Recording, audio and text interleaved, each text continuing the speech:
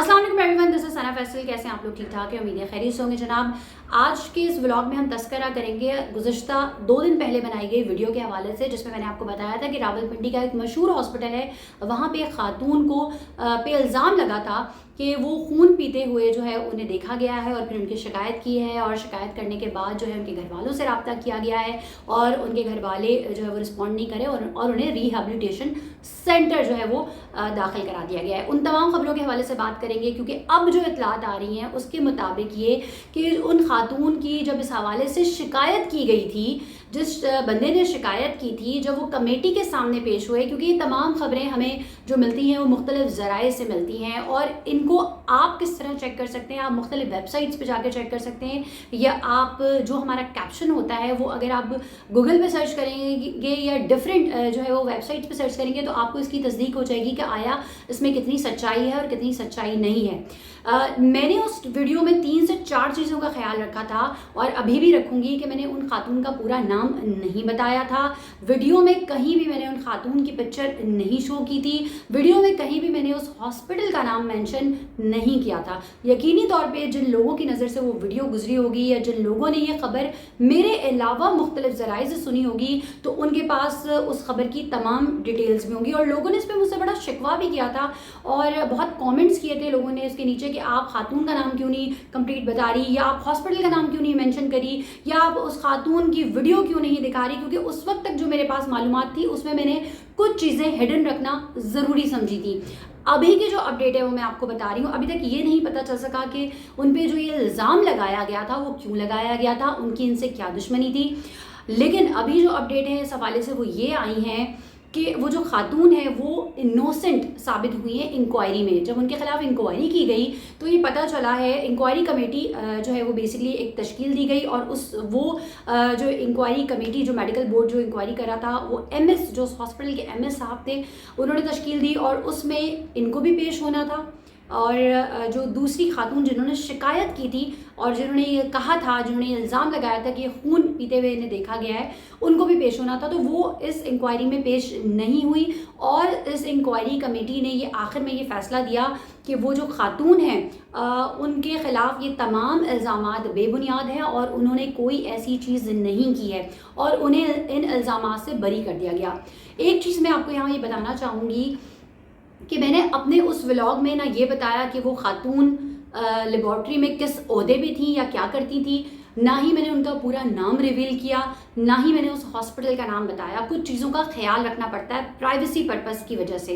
लेकिन अभी जो मुझे इतलात आ रही हैं उसके मुताबिक अभी मुझसे मेरे यूट्यूब चैनल के कमेंट सेक्शन में सोहराब बरकत हैं, उन्होंने रब्ता किया और उन्होंने ये लिखा है। मेरे पास उनका कोई कॉन्टैक्ट नंबर नहीं है, वो मेरी वीडियो देख रहे हैं तो काइंडली वो अपना नंबर भी मुझसे शेयर कर सकते हैं। मेरा जीमेल अकाउंट है sanafasal10@gmail.com, उस पर आप जो है वो अपना कॉन्टैक्ट नंबर भेज सकते हैं ताकि मैं आपसे मज़ीद इस हवाले से डिटेल्स ले लूँ। क्योंकि उस कमेंट के बाद मैंने आपका व्लॉग देखा और उस व्लॉग में आप उस खातून से भी मिले हैं और सबसे ज़्यादा जो तकलीफ़ दह बात थी उस पूरे व्लॉग में वो ये थी कि वो 3 दिन से नहीं सो सके हैं इस प्रोपेगेंडे की वजह से।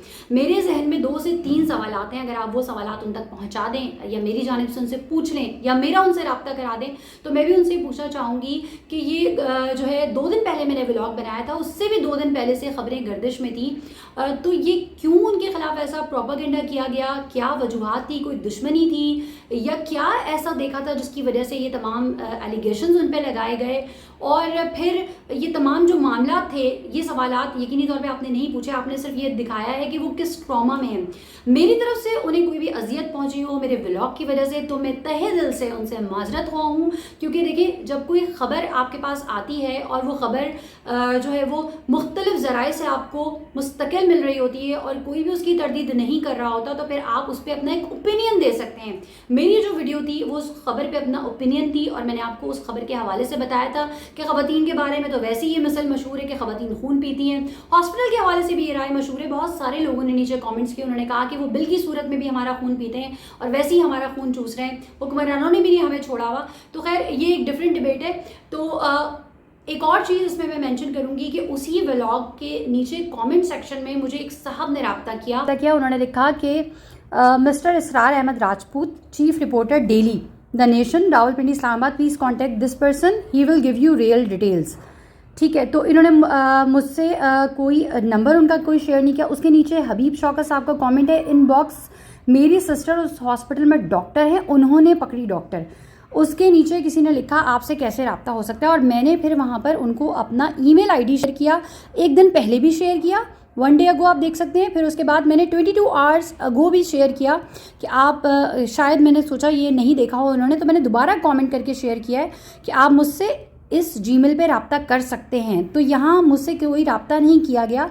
और अभी मैंने बरकत साहब का जो व्लॉग देखा है उसमें वो उनके वालिद साहब है जो वहाँ बैठे हुए थे, और उनके वालिद साहब को मैंने उसी वक्त रिप्लाई करके उनको अपना जो अकाउंट था जीमेल का, ईमेल आईडी थी, वो मैंने उनको दी और उनसे कहा कि अगर आपके पास, क्योंकि उन्होंने मुझे ऐसा कुछ नहीं लिखा कि ये फेक खबर है या इस खबर की उन्होंने कोई तरदीद की हो या उन्होंने अपना रिलेशन जाहिर किया हो। उन्होंने इसमें मुझे ये कहा, या आप स्क्रीनशॉट भी देख सकते हैं, उन्होंने मुझसे कहा कि मैं आप मुझसे रब्ता करें, मैं आपको तमाम डिटेल्स जो है वो प्रोवाइड करूँगा। तो मैंने उन्हें अपना जीमेल की आईडी दी, ईमेल आईडी, कि आप मुझसे इस पर रब्ता कर सकते हैं। लेकिन बदकिस्मती से उन्होंने मुझसे कोई रब्ता नहीं किया। साथ साथ मुझे 2-3 और भी मैसेजेस आए, 2-3 और भी लोगों ने कांटेक्ट करने की कोशिश की और उन्होंने मुझे कहा कि इस हवाले से हम आपको मज़ीद डिटेल्स दे सकते हैं कि ये खातून जो है इस चीज़ में इन्वॉल्व थी। लेकिन अब ये जो मैंने इनका व्लॉग देखा है उससे ये बात ज़ाहिर होती है, और मुख्तलिफ ज़राए से जो हमें ख़बर मिल रही है उससे ये बात ज़ाहिर होती है कि ये खातून जो थी वो बेकसूर थी, इन पे इल्ज़ाम लगाया गया था। लेकिन फिर भी मैं और जो मेरे नाज़रीन हैं, जो व्यूअर्स हैं, वो ज़रूरी यकीनी तौर पे ये जानना चाहेंगे कि आखिर इन पे ऐसा इल्ज़ाम क्यों लगाया गया और किस वजह से लगाया गया। और इतने दिनों से जब ये खबरें गर्दिश में थी तो इन्होंने कोई एक्शन नहीं लिया। लेकिन अपनी रिस्पॉन्सिबिलिटी निभाते हुए, क्योंकि मैंने भी इस पर एक व्लॉग बनाया था, तो मैं यहाँ पर इस चीज़ की तरदीद करना ज़रूरी समझती हूँ कि ये जो खबरें उनके हवाले से थी और ये तमाम चीज़ें जो उस दिन की अपडेट के हवाले से था, वो आज इस चीज़ की तरदीद हो चुकी है। MS ने भी इस चीज़ की तरदीद की है, जो तनवीर साहब हैं, कि ये खातून ऐसी किसी एक्टिविटी में इन्वॉल्व नहीं है। व्लॉग पसंद आया हो तो मेरा YouTube चैनल ज़रूर सब्सक्राइब कीजिएगा। अपना ख्याल रखिएगा। अल्लाह हाफ़िज़।